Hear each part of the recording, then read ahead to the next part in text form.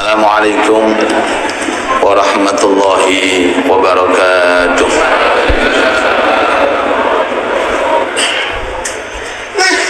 Alhamdulillah alladzi hadana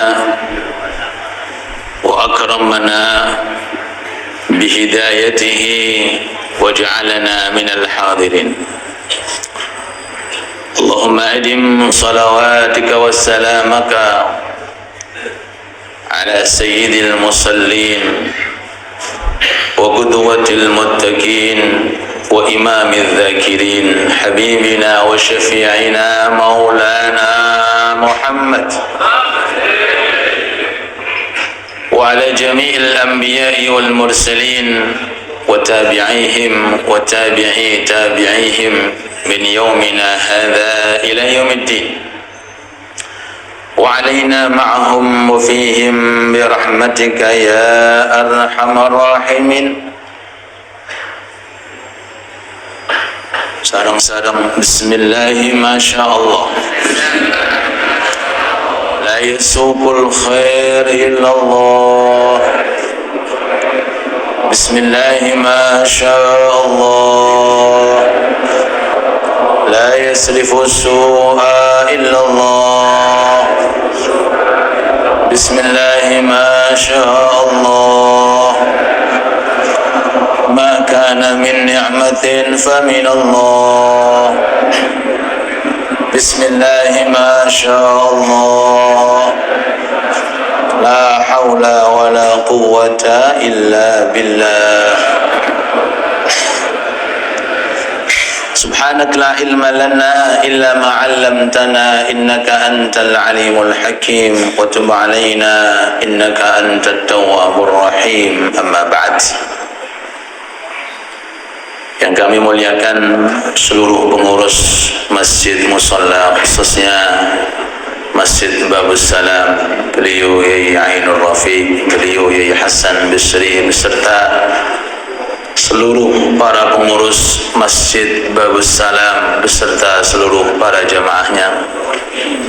Tak lupa pula kepada pengurus Majelis Ta'lim, khususnya Majelis Ta'lim Aliyah meliputi Bapak Ketua, Pembina, Penasihat, Bendahara, Sekretaris, Tim Humas, dan sedoyo para pengurus beserta seluruh para jamaah yang tidak mampu kami sebut satu persatu. Kita doakan, kita mohonkan kepada Allah, mudah-mudahan beliau semua diberi kekuatan oleh Allah, diberi kemampuan oleh Allah, diberi selalu petunjuk oleh Allah, diberi kemudahan oleh Allah dalam ikut andil membahagiakan Nabi Muhammad sallallahu alaihi wasallam dan menjunjung tinggi syiar yang disiarkan oleh Allah melalui Nabi Muhammad sallallahu alaihi wasallam. Dan semoga kita semuanya saat ini yang hadir khususnya dan umumnya setiap kali kita hadir, baik majlis sebelumnya atau majlis sesudahnya, semoga diterima oleh Allah, semoga dikabulkan oleh Allah, semoga bisa mendapatkan ridhonya Allah fid din wad dunya wal akhirah. Amin ya rabbal alamin. Monggo kali diunjuk. Sebelum kita memasuki kelanjutan daripada hikmah yang ke-52, monggo yang ada kitabnya, hikmah ke-52. Sebelum kita terangkan dan kita kaji bersama-sama, ada satu hadis. Hadis ini menunjukkan sebagai tanda atau bukti siapa orang yang dicintai oleh Allah dan siapa orang yang diridhai oleh Allah dan siapa orang yang di dunia ini selalu dibanggakan oleh Allah. Mudah-mudahan kita semuanya, amin. Innallaha a'ta dunya man ahab wa man la yuhib. Innallaha yu'ti dunya man yuhib wa man la yuhib. fid dina illa man ahab faman a'ta dunya faqad ahab. Allahumma shalli ala Muhammad. Sesungguhnya Allah Subhanahu wa ta'ala memberi dunia ini atau memberikan dunia ini kepada setiap orang, semua orang, baik itu yang Allah cintai ataupun yang Allah tidak cintai. Akan tetapi agama ini, sekali lagi, agama ini tidak diberikan oleh Allah kecuali orang yang dicintai oleh Allah. Barang siapa yang dikehendaki oleh Allah untuk dicintai, maka dia akan diberi oleh Allah berupa agama. Mudah-mudahan kita semuanya digolongkannya, amin. Nah, agama ini bukan ilmu saja. Agama ini bukan kitab yang kita kaji. Agama ini adalah segala fasilitas yang dibutuhkan untuk disyiarkan. Sekali lagi, agama ini didukung sekelilingnya oleh pihak-pihak tertentu yang bisa mewujudkan agama ini menjadi syiar, menjadi nopo syiar. Bagi yang punya uang, maka raihlah kedudukan supaya dicintai oleh Allah menggunakan uangnya. Yang tidak diberi uang oleh Allah, hanya diberi kekuatan, maka raihlah ridhonya Allah Ta'ala dengan khidmat agama ini menggunakan tenaga. Yang punya pikiran, ikut andil memikir, berpikir, maka raihlah kecintaan Allah dengan ikut berpikir bagaimana proses untuk mengembangkan agama.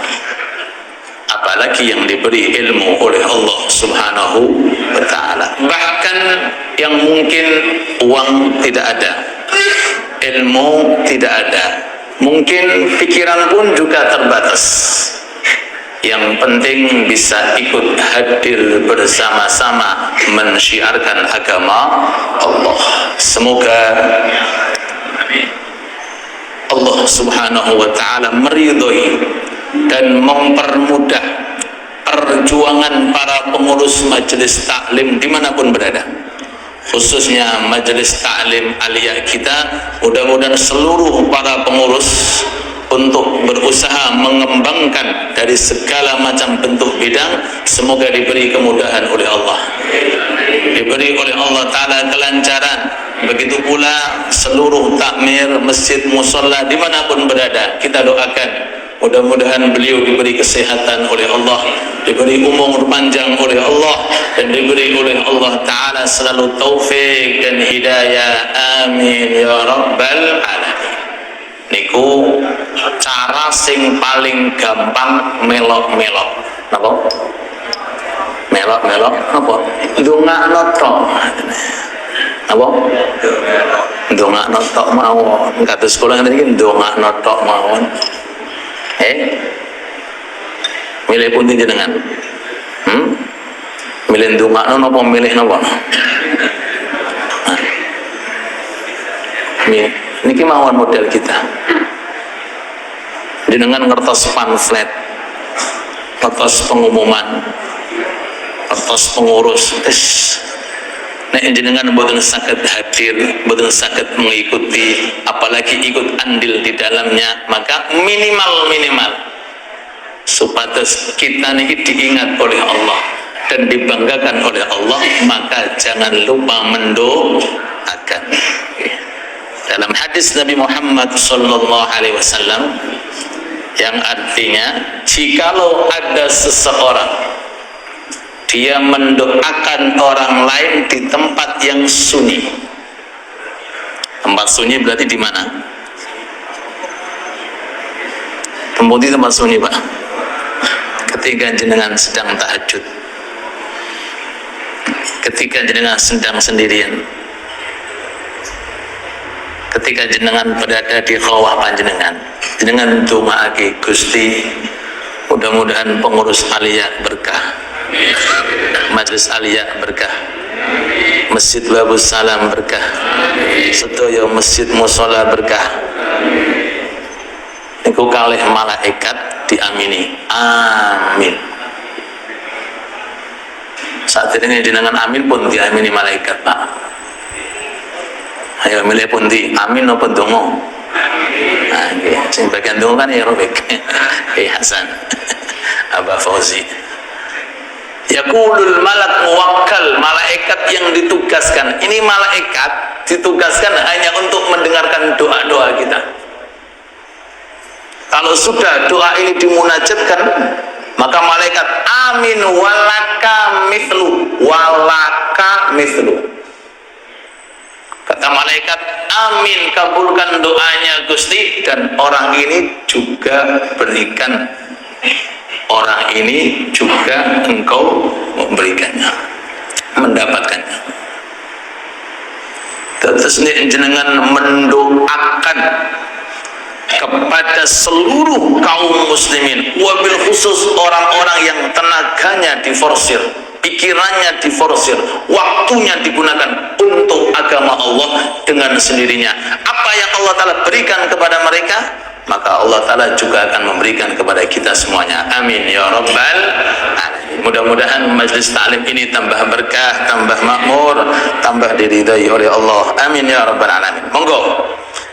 Hikmah yang ke-52, unzur ila qawlihi sallallahu alaihi wasallam, faman kanat hijratuhu ila Allah wa rasulih fahijratuhu ila Allah wa rasulih, wa man kanat hijratuhu ila dunya aw imra'atin yankihuha fahijratuhu ila ma hajara ilaih. Wa ta'ammal hadzal amra in kunta dha fahmin. Teringat hikmah sebelumnya, kurang lebih 2 minggu sebelumnya, kita diterangkan tentang jenis tujuan orang ketika beribadah di dunia. Ada yang tujuannya hanya sekedar mendapatkan dunia, ada yang tujuannya untuk mendapatkan akhirat. Ini apa nggih? Pelajaran 2 minggu sebelumnya. Yang kula contohake keledai sing muter niku lho, Pak. Keledai sing mboten tutuk-tutuk niku muter. Ndak tahu mana finishnya, yang penting muter. Nah, niki kelanjutan hikmahnya diperkuat dengan sabda Nabi Muhammad sallallahu alaihi wasallam. Dicontohkan, barang siapa yang dia ketika hijrah dengan tujuan hijrahnya ini untuk Allah dan hijrahnya ini untuk Nabi Muhammad sallallahu alaihi wasallam, maka hijrahnya juga akan sampai kepada Allah, sampai kepada Rasulullah. Niki sekedar contoh, dan jenengan kiaskan sedanten. Barang siapa sing ngaji nih, barang siapa yang hadir majlis taklim untuk Allah dan Rasulullah, maka akan sampai kepada Allah dan Rasul. Barang siapa yang sedekah untuk Allah dan Rasulullah, maka sedekahnya akan sampai kepada Allah dan Rasulullah. Barang siapa yang berkorban, niki intine napa? Maka tergantung tujuannya. Kalau untuk Allah dan Rasulullah, maka korban tersebut akan sampai kepada Allah dan Rasul. Mudah-mudahan Allah Ta'ala mengabulkan dan menerima. Amin.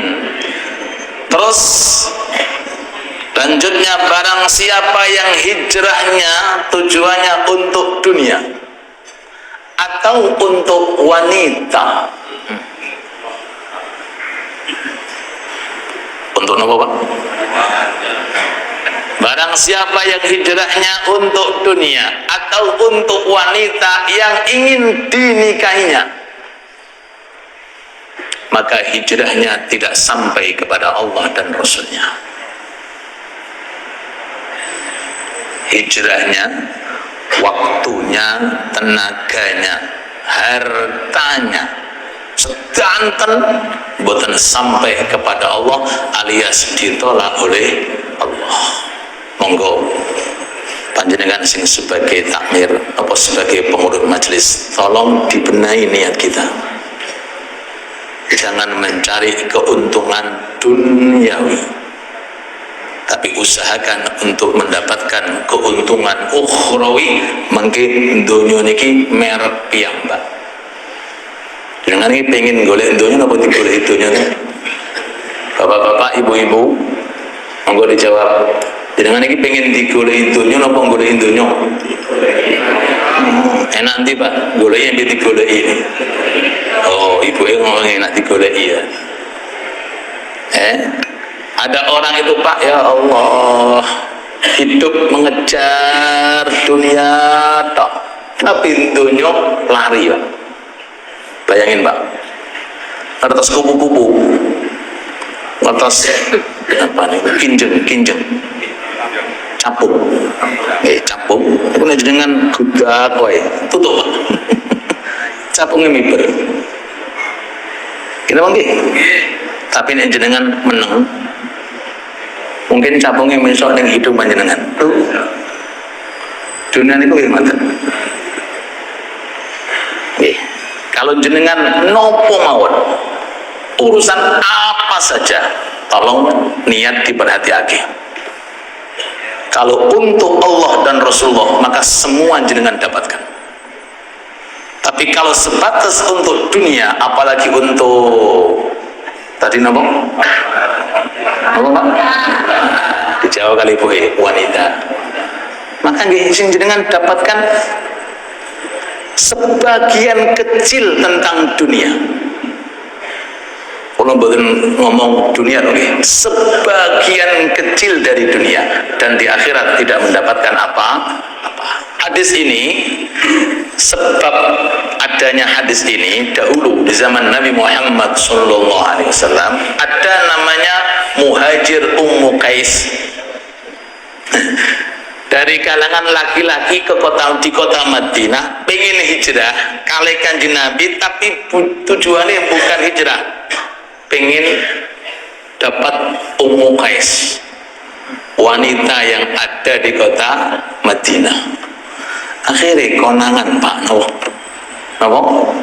konangan kalau tujuannya buatan untuk Allah, sehingga Rasul dawake barang siapa yang hijrah untuk dunia dan untuk wanita, maksudnya dia ini, sehingga sebutannya dalam kitab Muhajir Ummu Qais, orang yang hijrah ke Ummu Qais, bukan orang yang hijrah untuk Allah dan Rasulullah.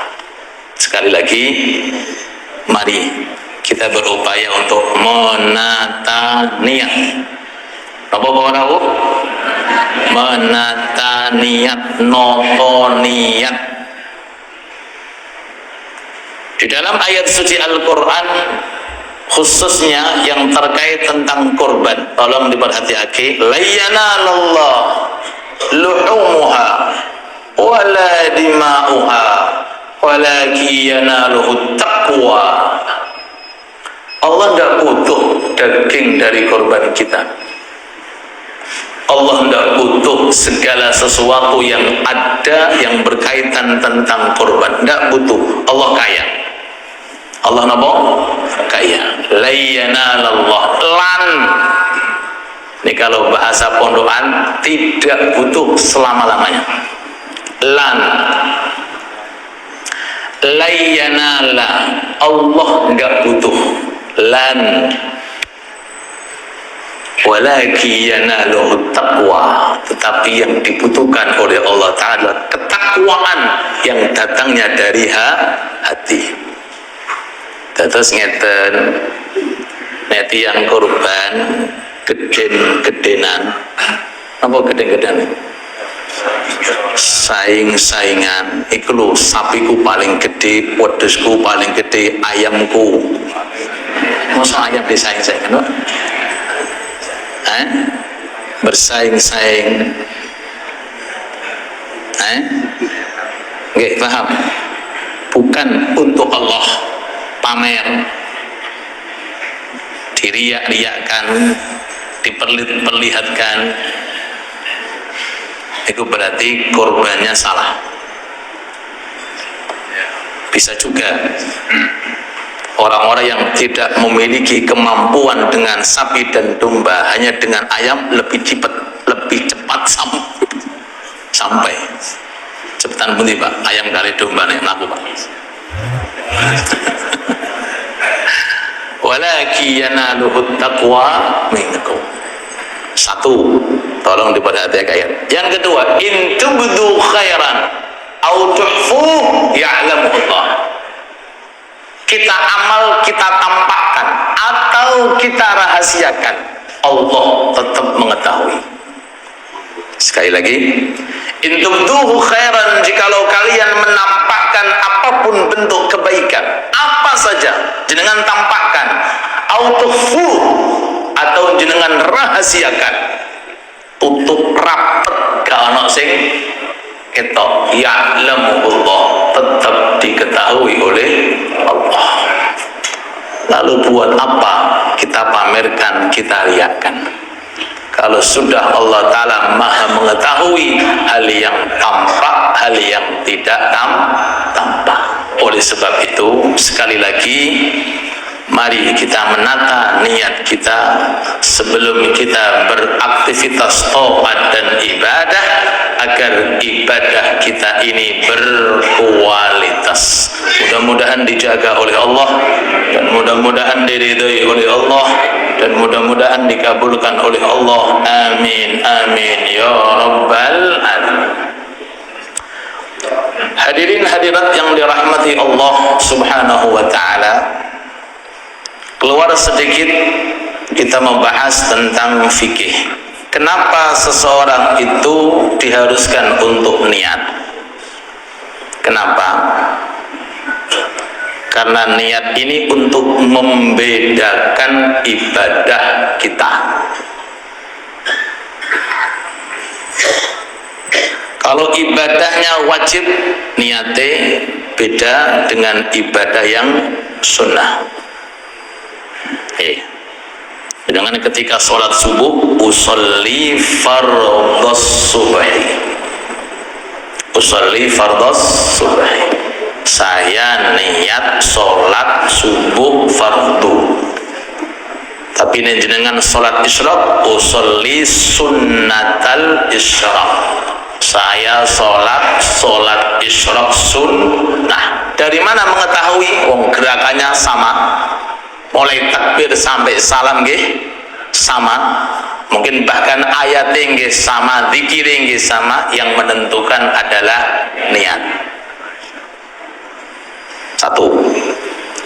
Yang kedua, apa tujuan daripada niat ini? Untuk menentukan perbedaan hasil. Perbedaan hasil. Apunten nggih. Niki jumlahnya pinten nih? Sing rawuh pinten? Piringannya pinten?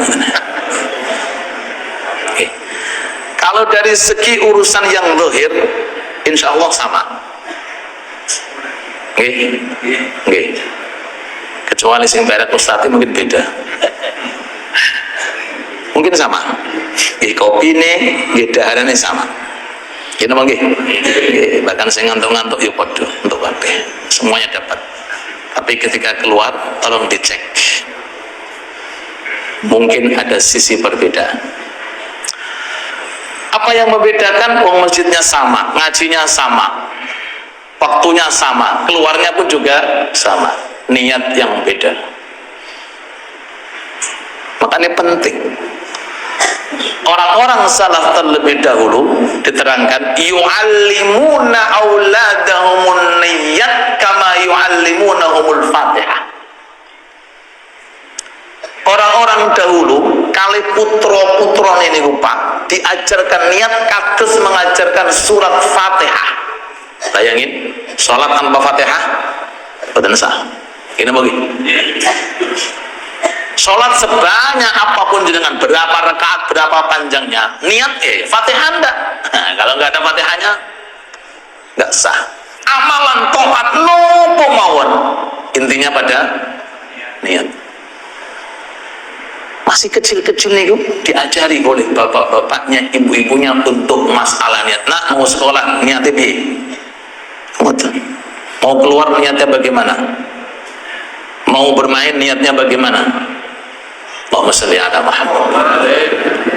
Mengajarkan berarti bukan sekali, 2 kali, 3 kali loh Pak. Namanya mengajarkan sampai betul-betul masuk ke dalam hatinya setiap anak, sehingga sebelum pekerjaan itu dilakukan sudah dapat pahala walaupun pekerjaan belum dilakukan. Niki masalah niat. Sekali lagi, perbedaan hasil bukan di dunia, di akhirat menyesuaikan dengan niat kita. Ada orang datang memiliki niatnya hadir jamaah angsal. Ada lagi ditambahin niatnya pengen ngaji, angsal malih. Ada lagi niatnya pengen hadir majelis sholawat, dapat lagi. Ada lagi niatnya pengen piringan, pengen ziarah, dapat lagi. Ada niatnya pengen memakmurkan masjid, dapat lagi. Ada niatnya pengen silaturahim, ya Hasan Dawud, ya silaturahim, dapat lagi. Ada niatnya pengen untuk berjabatan tangan, dapat lagi. Oh, berapa nih Pak? Sedanten niku didapatkan hanya dengan satu amat. Niki lho Pak, pentingnya tiang ngerti ilmu nih Pak. 1 rakaat, 2 rakaat, hanya 2 rakaat. Keluar dari 2 rakaat dapat banyak. Kok bisa dapat banyak? Hanya sholat niatnya kata. Niatnya apa? Kata. Apalagi kalau oleh panjenengan yang diberi amanah oleh Allah Ta'ala, baik itu takmir ataupun pengurus, tinggal kita menata niat. Sing paling gede niatnya, sing paling ageng namung setunggal, niat golek ridhani Allah, selesai. Bahkan di atas besarnya niat supaya masuk surga, bahkan lebih besar niatnya supaya terhindar dari api neraka. Di atas itu yang paling besar niat ibadah golek ridhane Allah. Jangan ada niat untuk bersaing atau niat untuk pamer atau naudzubillah tsumma naudzubillah. Mudah-mudahan dijaga oleh Allah. Contoh kecil disampaikan oleh Nabi Muhammad sallallahu alaihi wasallam. Dirhamun sabaqa alfa dirham. 1 dirham lebih dahulu sampai ke akhirat daripada 1000 dirham. Menurut hitungan dunia, banyak mana Pak dirham 1 dengan 1000 dirham? Ini pula hitungan panjenengan. Hitungan Allah Ta'ala beda. Kok bisa beda? Letaknya ada pada hati. 1 dirham sabako lebih mendahului daripada 1000 dirham. Mestinya kan kalau logika kan nggak boten Pak, 1000 dirham lebih dahulu daripada 1 dirham, boten. Lah, yang menyebabkan lebih sampai lebih dahulu lebih cepat mana? Pendorongnya. Jikalau pendorongnya ilallah wa rasulih, untuk Allah dan Rasulnya, maka akan sampai cepat untuk Allah dan Rasulnya. Ini sekedar contoh. Dirhamun sabaqa alfa dirham. 1 dirham lebih mendahului daripada 1000 dirham. Dari mana letaknya? Bukan dari hitungan atau dari sesuatu yang kita lihat, tapi letaknya keluar dari sesuatu yang dilihat oleh Allah, yaitu hati. Innallaha la yanzur ila ajsamikum wala ila suwarikum walakin yanzur ila qulubikum. Allah tidak melihat jasad kita, tubuh kita, pakaian kita, zahir kita, tapi Allah hanya melihat kepada hati kita. Pertama kali, setiap kali kita mau ibadah, yang dikoreksi oleh Allah dilihat adalah hatinya. Kalau hatinya untuk Allah dan Rasulullah, maka akan diterima walaupun cuma 1 dirham, walaupun cuma 1 tasbih, walaupun cuma 1 rakaat, apalagi yang bilangannya banyak dan besar di sisi Allah Subhanahu wa ta'ala. Ya Rabb, Tuhan kami, terimalah semua amalan kami. Ya Allah, ya Rabb, kabulkanlah semua amalan kami. Ya Rabb, ya Allah, lipat gandakanlah semua niat-niat kami.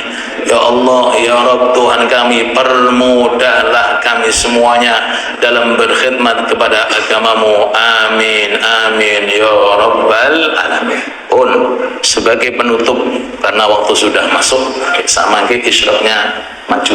Ya. Di zaman Bani Israel, mungkin pernah saya aturake, karena ilmu itu harus selalu diulang-ulang. Wadzakir, wadzakir, wadzakir. Di zaman Bani Israel ada orang fakir, miskin. Wong fakir, wong miskin. Melihat keadaan lingkungan yang ada di daerahnya, lagi musim paceklik, berarti lagi musim kekurangan. Keluar orang ini dari rumahnya untuk tujuan tertentu. Di pertengahan jalan lihat tumpukan pasir. Tumpukan pasir. Cerita ini supados jenengan niku ngertos Allah niku kaya napa. Cara ngganjar pangeran niku dari mana letaknya. Ketika si fulan ini melihat tumpukan pasir, orang ini dalam hatinya kerentek. Jikalau, apa bahasa jikalau nih Pak? Seandainya tumpukan pasir itu gandum milik saya sedekahkan ke orang.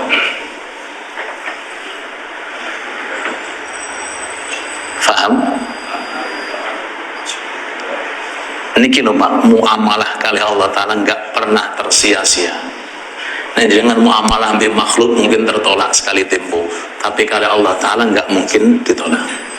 Jikalau tumpukan pasir ini gandum milik saya akan sedekahkan kepada orang-orang yang membutuhkan. Berangkat sampai tempat tertentu, tidur, dalam tidurnya terdengar suara hatif tanpa rupa mengatakan, Allah telah menerima sedekahmu. Sedekah mboten bondong ini kita. Sebentar lagi musim korban. Tidak ada. Kalau kita tahu niatnya, orang mukmin di dunia ini nggak korban, nggak ada. Ada yang korban secara nyata, ada yang korban yang tahu hanyalah Allah. Sementing mboten korban perasaanmu. Gusti, kalau seandainya saya punya uang banyak, saya akan belikan sapi kayak milik fulan itu untuk korban. Kinten-kinten dapat apa mboten, Pak? Kok kurang mantep, dapat apa mboten? Nek kula mantep dapat. Kalau dia nggak mampu, duitnya eman juga dapat, Pak. Model niat tok nggih mboten saged. Lagi kondisi orang nggak punya apa-apa. Nggak megang uang rumah, nggak ada apa-apa, cuma sekedar tumpukan pasir saja. Tapi niat inilah yang bisa membuka pintu rahmatnya Allah. Gusti, kalau seandainya tumpukan pasir itu gandum milik saya saya akan sedekah. Tapi hakikatnya sedekah apa betul? Menurut dohirnya sedekah apa ada orang yang makan pasir, Mas? Tapi Allah Ta'ala mampu merubah, mengotak-ngatik yang asalnya nggak mampu menjadi mampu. Innama amruhu idza arada syai'an ayyaqula kun. Dibuktikan oleh Allah Ta'ala apa yang tidak bisa bagi Allah, semuanya sakit. Cuma penyakitnya menungso satu, mosok tok niku. Mosoknya dihilangi, Pak. Tidak ada orang yang tidak ada sesuatu yang tidak mungkin bagi Allah. Semuanya mungkin kalau kita tahu trik dan teorinya.